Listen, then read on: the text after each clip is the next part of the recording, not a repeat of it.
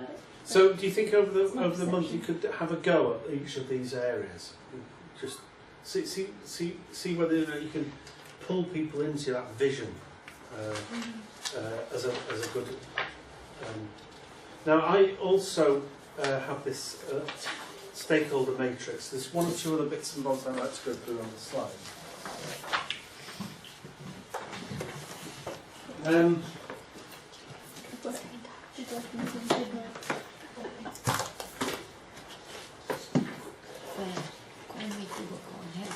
Just going back to leadership in more general terms for a second. I dare say you have, but you've studied the Maslow hierarchy of needs. You know, are you off now? Yes, yes. Yeah. Thank you very much. Okay. It's I'll really great see you to next meet month. Yes, absolutely. Yeah, sorry to have to head on. No, it's okay. We're going to finish soon. I just think I should get them out, otherwise. Definitely, business comes first.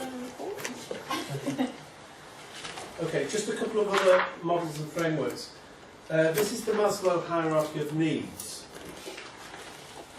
And I found this useful in some contexts, and it's quite an old framework, etc. But it's the idea that actually individuals have different forms of need in their different situations. You know, in my case, in the 3D printing business, as you know, I employ NEETs. Okay, and to some extent, their needs are quite basic. You know. They actually appreciate being employed. It's almost like their needs are sort of halfway in here, which if you can't read it or if you haven't got the slides in front of you, it means belongingness. Their needs are quite simple. They need to feel as a team, belonging to a team. And I find that sometimes the people I work with in there, because they're technical, they don't seem to see this, you know. They see it all as technical solutions, etc.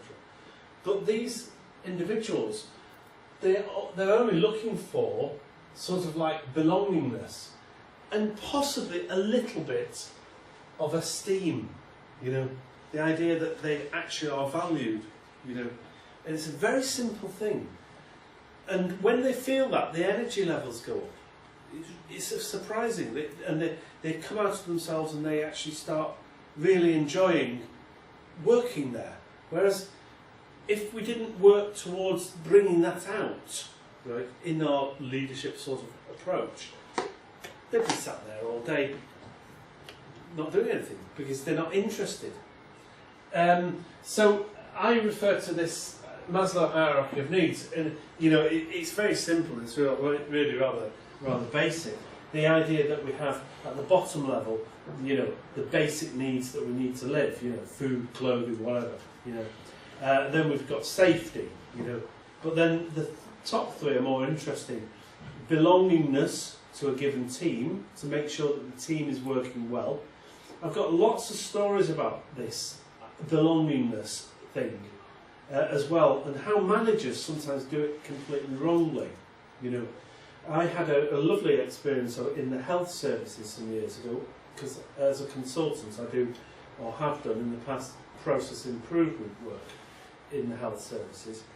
And one of the things that I noticed was that some of the nursing staff, I was asking some of the nursing staff about how they were working. And one member of staff said to me, the best working day I've ever had was when the management screwed up. And I thought, what do you mean by that? And she said, well, what happened was that we were so short of staff, we all got really angry about it. And we ended up working all day and going out for some beers afterwards. And that was a great day's work, you know. I thought, well, hang on, that doesn't quite make sense, you know, in a way.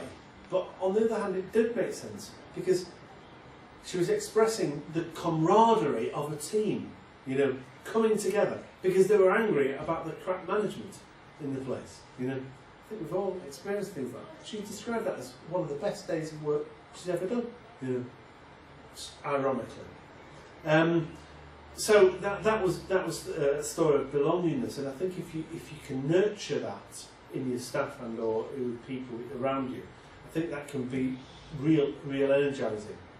Esteem, of course, with the NEETs, they come with very low self-esteem, and that's mainly their problem. And what I think we try and do is try and make sure that we're highly respectful of them. I'm not entirely sure that always happens, but that's what I think we should be trying to achieve. And then self-actualisation, really that like some people get to a position where it's the actualisation of some superior goals that is going to really drive them forward. That level 5. The other model that I wanted to, or this framework, and I know it's a bit of a daft framework, it's very simple really, but when people are trying to accept change, in every situation you have to give people the license, the responsibility. Now, in problem solving and trying to change things, it works like this. So you've got to have almost like acceptance, or we've got to understand what the problem is, and then people have got to accept the problem. When I was doing work in the health services, I had this very situation where we had a bunch of porters in the hospital. Now, porters in a hospital are really important because they're the lifeblood of things. If the porter in services didn't work, you wouldn't have the machines to do the operations. You wouldn't have the information to do the operations. They move things around and make things happen. So the porter in services are absolutely key to the operation of a hospital. But unfortunately, we have this hierarchical sort of structure in organisations, and they are the lowest ranked type community group. And I remember the situation where we had some process problems in certain processes, and to a large extent we knew if we could get the portering staff to work differently, we could make the change significantly easier. But of course, how do you make people change their working patterns, working life or approach? That's not easy. People don't. On the whole, people won't change. And this is where, in the coming month, we might want to just explore how you conduct yourself to improve their change options. And this is what the sort of theory says. First of all, the people that you're trying to interact with to change, they need to understand the problem itself. So you're having to pose the problem. Right? Because ultimately they've got to accept a certain change to their own working habits, tasks or behaviours that's actually going to make that change. Right? So we've got to pose it to them, explore it with them, explore the problem with them, and they have to find a level at which they can accept the nature of the problem that you're presenting to them. So pose the problem at the bottom, acceptance of the problem, and then you get into a situation where you're exploring potential solutions. Now, they won't change if you tell them what to do, but what they will do is respond to a level of respect, a hierarchy of needs, in trying to identify what those potential solutions are. And if they accept the potential solution, you've got a good chance that the changed action will occur. And that goes out to the hierarchy, the top of the little hierarchy. So you're posing the problem, you're having to try and explore whether or not acceptance of the problem as couched in the language that you presented it is appropriate. You pose some solutions, acceptance of the solutions, and then you can get the change going. Just five levels of change, really. And this is what I use a lot in consultancy, okay? Intervention. Right? And this is where I'll leave it for today. I'll just talk you through this idea. I often think of it like this, right? And I don't know if this will help. you're going to try and change a situation, really, with your key stakeholders, with your groups of people, with your management or leadership styles. You know, you're going to change the situation. Now, I always think of it in about 6 things. There's only 6 things that you can really change. Right? But this is what you're going to try and work on, which each of those stakeholders are going to try and change their attitude to change certain things. So first of all, you're going to be working towards trying to change their attitude so it's more constructive for you. Right? So your interaction with them, the way you conduct yourself with them to help them see what you need in terms of their attitudes towards what you're trying to achieve is going to be key. You know? So attitudes of people. So the 6 are attitudes of people, knowledge and skills, activities and tasks, communication, power, control, and roles and relationships. I think it's about 6 or 7 there. Okay. So the first thing is, when you're a leader, or when you're trying to lead in a given situation that you've all described, you're going to have to try and make sure people have the right attitude. Right?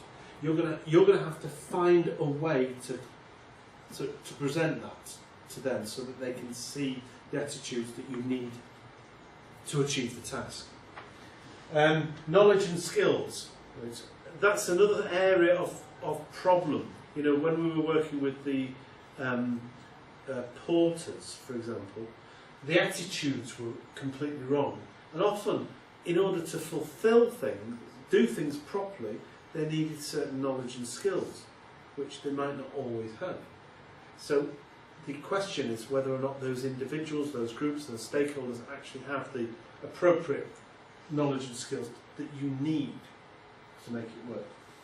Activities and tasks, who does what when type of thing, you know, and making sure all of that works. The communication between people, making sure that works. Communication actually is there's 2 things I would say about communication. Firstly, sometimes it's simple communications. Have you done this? Or, you know, the sort of everydayness of communication. But a lot of the communication is highly cultural as well. So, you know, you go into the health services with a big, massive hierarchical organisation. Communication works in a particular form, whereas in a small business it would be completely different. There's quite a cultural change in there. So, but you've got to find the right communications to make things work.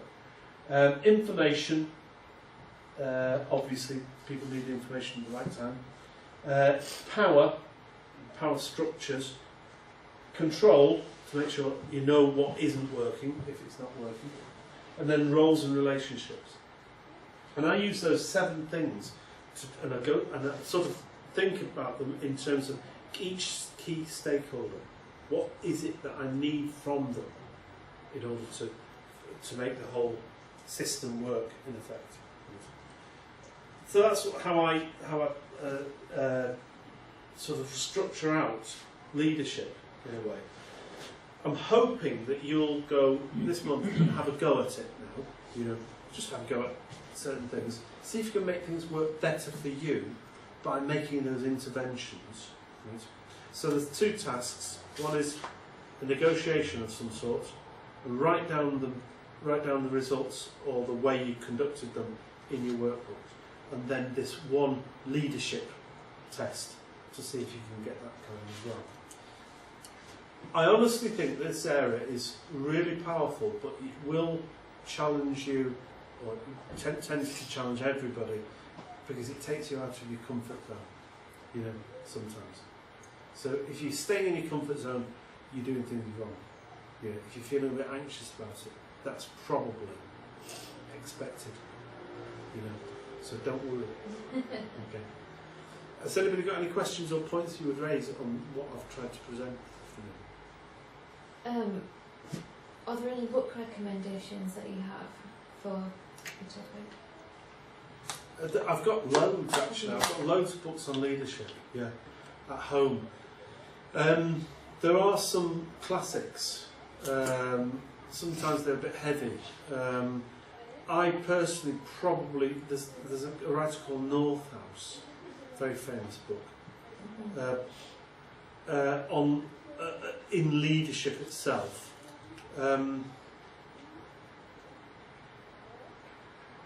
There's actually a consultancy book that I think is really well worth a read. It's more consultancy and it does have a lot of leadership in it. It's called A Consultant's Journey. And it's very thoughtful and thought-provoking. And it's his sort of journey in consultancy, in complex, messy situations, and how he brings things to make things work. And it's a guy called Harrison. Wrote it about 20 years ago. It's quite a neat little book, that. But I can give you the full reference at a later stage, possibly. Some of the more academic books, you might have heard of Edgar Schein. Edgar Schein wrote some years ago that really. John Adair might be quite good. You know, he's written quite a lot. Probably download it from the internet. John Adair. I read How to Win Friends and Influence People. That's good. Negotiation. Yeah, that's good. Yeah, absolutely. Yeah, that's it. That's exactly what we need to do as new businesses. You know. How to Win Friends And Influence People. I think it was written in the 30s. Yeah, it's really old. It's quite sold quite a few million copies, isn't it? Yeah. But his examples still work in modern day context. Absolutely. Yeah. It's still, I found it very relevant. Yeah, on that, and another old book from 1959, I think it was something called The Presentation of Self in Everyday Life. That was quite. Yeah, it's slightly overly academic, I think, but it was really interesting because what he did was he sort of like saw every social situation as a sort of staged play, you know, and what roles people were taking in a given social situation and having to utilise that in everyday situations, presenting the self to actually also not just be part of that, but actually change that, you know, in that way. That was Irving Goffman. That was quite a good book. You probably get it for next to nothing on second-hand bookstores. But these are maybe some of them, those that I've just mentioned, are maybe a little bit heavy. But I mean, assuming that we're on a journey, hopefully for more than just a few weeks, you know. Well worth getting hold of some of these things. Yeah. Can really improve our approach, you know. But I can get you a fuller list. I've got plenty of them. You know. Okay. Okay, so I'm gonna shut up now and let you go into this beautiful day. If there's any problems during the month, just drop me a line. You know. I'm currently using my personal account at the moment, which I'll give to you. You could just take a note down. John, I was going to mention two more things. Oh yeah, go on. Okay, so what are your thoughts on Steve Jobs as a leader? See, I had initially I thought of him as being a good leader. Yeah. Like in the speeches and things that he's done. However, when like just chatting to staff at the Apple shop, they had a different opinion of him, that he wasn't very nice with people and things. So that was quite surprising. Yeah, I don't know enough about him. I couldn't really comment. You know, he obviously did an amazing things in his lifetime. Yeah, I think he's achieved a lot. I still see him as a good leader. I think because I think he was a leader at the front, not a leader at the back.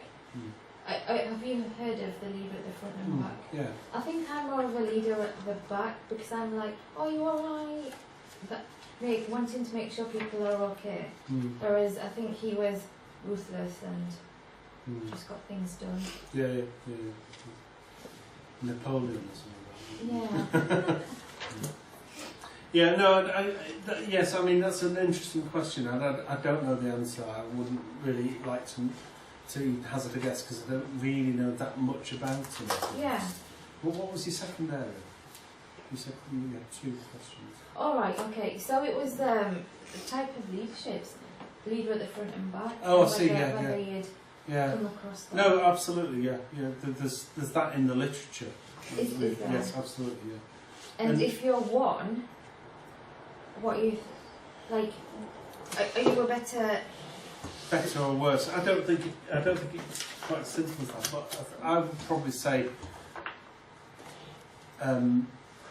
carefully nurturing people to ensure that things work well is a leader from the back. Yeah. You know.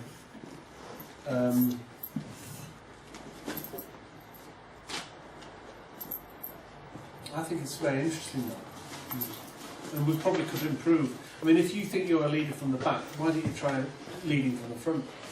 Change Yeah. gets you out of your comfort zone. Yeah. Thankfully. Mhm.